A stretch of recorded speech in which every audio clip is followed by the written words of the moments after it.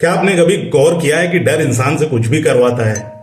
अंधविश्वास से लेकर अंधभक्ति तक हमारा समाज अक्सर डर को ही आध्यात्म समझ बैठता है, लेकिन सच्चाई यह है कि वास्तविक आध्यात्म वहीं से शुरू होता है जहां डर खत्म होता है।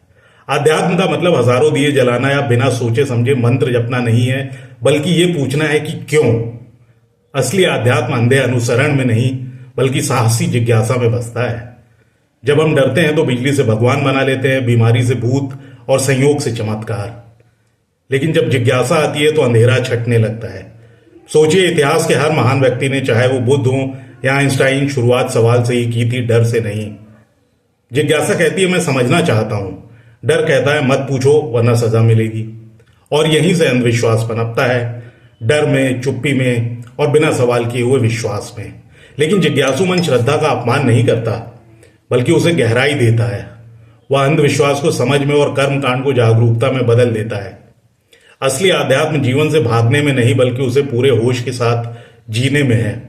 सही को परखने में, सत्य को खोजने में और असली को स्वीकार करने में, चाहे वो कितना भी असुविधाजनक क्यों ना हो। अंधविश्वास आपको आराम देता है, जिज्ञासा आपको स्पष्टता देती है। एक आपको बांधता है, दूसरा आपको आजाद करता है। इसलिए वो समाज जो सवाल पूछता है आगे बढ़ता है, और जो डरता है वहीं ठहर जाता है। दुख की बात यह है कि डर ने आज भक्ति का रूप ले लिया है। लोग मानने लगे हैं कि सवाल पूछना ईश्वर का अपमान है, जबकि सच्चाई यह है कि सवाल ही ज्ञान को जन्म देते हैं। तो अगली बार जब आपसे कोई पूछे, आपसे कहे कि मत पूछो, तो मुस्कुराइए और पूछिए, क्योंकि बिना सवालों के अध्यात्म दीपक तो बन सकता है, पर उसमें रोशनी नहीं होगी। असली अध्यात्म हमें खोजने, महसूस करने, जुड़ने और सोचने के लिए प्रेरित करता है। ये मन को दबाने नहीं, जगाने की प्रक्रिया है।